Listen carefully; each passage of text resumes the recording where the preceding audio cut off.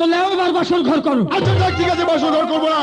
বাবা বাবা বাবা বাবা বাবা, কি হয়েছে বাবা রমেশ? বাবা আপনি আমার সঙ্গে যার বিয়ে দিয়েছিলেন হ্যাঁ। ও মেয়ে নয়, তাহলে? ওই যে ছেলে। ছেলে? এই দেখুন। এইদিকে এসো। কে তুমি? আমি হ্যাঁ, আমি ভরসা নয়, তাহলে কে তুমি? আমি পুরুষ মানুষ। তোমার নাম কি? আমার নাম টায়ার। আর টায়ার আমি ফাটাবো। কার টায়ার ফাটাবে? এত টায়ার ফাটাবো। আমার টায়ার ফাটাবার আগে তোমার টায়ার ফাটাবো। দেখ, ঠিক আছে।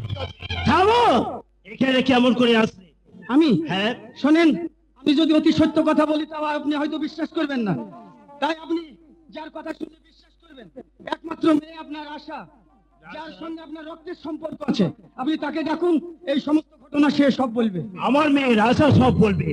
রাসা, রাসা, একবার এইদিকে আয় তোমার। হ্যাঁ, তোমার আমি কেন ডাকছি জানো? এই ছেলেটাকে তুমি চেনো? না তো বাপি, এই ছেলেটা কোথা থেকে এসেছে?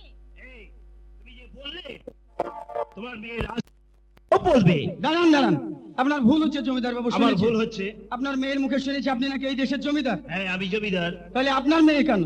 যদি সংসারে কারোর যোগ্য মেয়ে থাকে, যদি বাবাকে মাকে দাদাকে চুরি করে গোপনে কোনো কাজ করে আসে সে রাস্তায়, সে বাবা মায়ের সামনে বলতে পারে না। তাই আপনার মেয়ে হয়তো গোপনে কিছু করে এলে হয়তো আপনার সামনে বলতে লজ্জা করছে। তাই আমি সমস্ত ঘটনা আমি বলবো।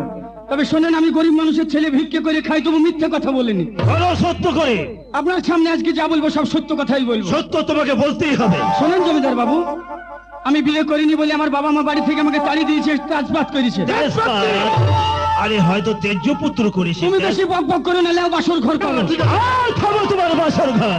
বলো তারপর কি হয়েছে? তাই শোনেন জমিদার বাবু, আমি এখানে ঘুরতে ঘুরতে আপনার ওই ফুল বাগানে ঢুকে গেছিলাম। আমার ওই ফুল আর বাগানে? আপনি নিশ্চয়ই জানেন আপনার মেয়ে কদিন আগে ওর সখীদের নিয়ে ওই ফুল বাগানে বেড়াতে গিয়েছিল। হ্যাঁ, গিয়েছিল ফুল বাগানে বেড়াতে। তাই ওই ফুল বাগানে গিয়ে আপনার মেয়ে বিশ্রাম করছিল, মানে ঘুমাচ্ছিল। হ্যাঁ, ঘুমাচ্ছিল। তারপর সেই কি সময় হলো? আমি ওই ফুল বাগানে ঢুকে গিয়েছিলাম। যাওয়ার পরে আপনার মেয়েকে ঘুমের অবস্থায় না ডেকে না জাগিয়ে, মানে ওই ঘুমের অবস্থায় মানে এই, মানে কি? মানে কি? বলো মানে সত্য করে। আপনার মেয়ে ঘুমাচ্ছিল যখন, হ্যাঁ, সেই সময় ঘুমাচ্ছিল। আপনার মেয়ের গা হাত পা চেটে আমি এঁঠু করে দিয়েছিলাম। কি বললে? আমার মেয়ের গা হাত চেটে তুমি এটো করে দিয়েছো? চরম অন্যায় করেছো। আরো আছে জমিদার বাবু, কি আছে? আপনার মেয়ের পাশে 2 ঘন্টা ঘুমিয়েছিলাম। কি বললে? আমার মেয়ের পাশে তুমি ঘুমিয়েছিলে? চরম অন্যায় করেছো। আমি তোমার বিচার করব। নিশ্চয় বিচার করবেন। শোনেন জমিদার বাবু, আপনি ন্যায্য বিচার করে আমার শাস্তি দেন, আমি মাথা পেতে সহ্য করব। অবশ্যই তুমি যা অন্যায় অপরাধ করেছো তোমাকে শাস্তি ভোগ করতেই হবে। তবে শোনেন জমিদার বাবু, তার কারণ আমি একটা বিদেশি ছেলে, আর ও একটা পরঘরি মেয়ে, না বলে না জানিয়ে তার গা চেটেছিলাম, তার পাশে শুয়েছিলাম। আমি বিরাট অন্যায় করেছি। 1 নম্বর আসামি আমি। 1 নম্বর আসামি তুমি। আর 2 নম্বর আসামি কে জানেন? এই 2 নম্বর আসামি? 2 নম্বর আসামি হচ্ছে আপনার মেয়ে। আমার মেয়ে কেমন করে 2 নম্বর আসামি হতে পারে? তার কারণ আপনি হয়তো জানেন না আমি মেয়ে মানুষ না পুরুষ মানুষ। আপনার মেয়ে ভালোই জানে যে আমি মেয়ে মানুষ। তাই আপনার সামনে একটা পুরুষ মানুষকে মেয়ে ছেলে সাজিয়ে এই বাড়িতে এনে আপনাকে চুরি করে গোপন করে ফাঁকি দিয়ে একটা পুরুষ মানুষের সঙ্গে 7 দিন ওঠা বসা খাওয়া দাওয়া শোয়া সবকিছু করছে। তাহলে ও বিরাট অন্যায় করেছে। 2 নম্বর অবশ্যই অন্যায় করেছে। আমার মেয়ের বিচার আমি করব। আর 3 নম্বর আসামি কে জানেন? এই 3 নম্বর আসামি? 3 নম্বর আসামি হচ্ছেন আপনি। আমি 3 নম্বর আসামি কেমন করে?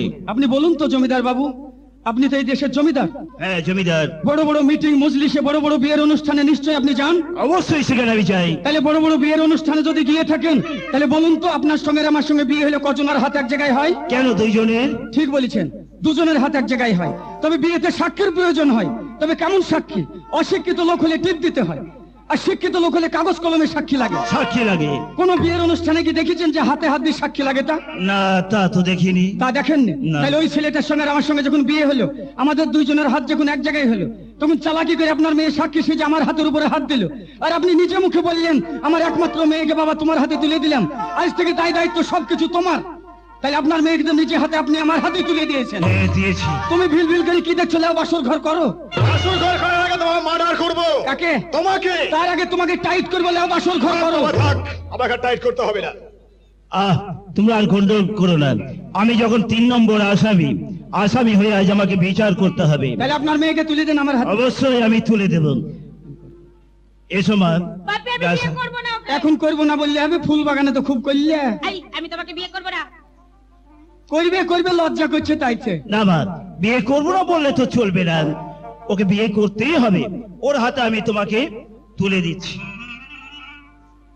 আচ্ছা বাবা টায়ার, আজ থেকে আমার মেয়ের আশাকে আমি তোমার হাতে তুলে দিলাম। মান সম্মানের দায়িত্ব আজ থেকে তোমার উপরে রইল। আপনাকে কোনো চিন্তা করতে হবে না, ওর ব্যবস্থা আমিই করব।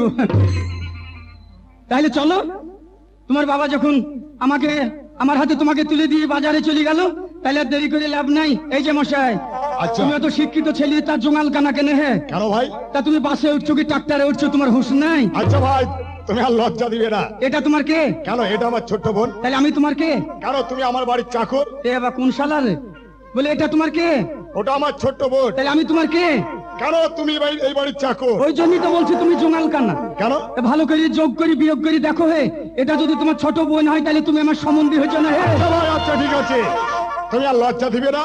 আচ্ছা ভাই, তুমি এই বাড়ি যে জামাই, তুমি আমার ভগ্নিপতি, তোমরা দুজনে আনন্দ ফুর্তি করো। তোমার জন্য আমি মাছ মাংস ব্যবস্থা করছি। ঠিক আছে, চলো আর দেরি করে লাভ নেই। তোমার দাদাও গেল, তোমার বাবাও গেল, আমরাও ভিতরে চলে যাই। চলো। তুমি আমার মনের ময়না, আমার ভালোবাসা, আমার দুই চোখের তারা, ওরে আমার ভালোবাসা, আমার আসমানের তারা।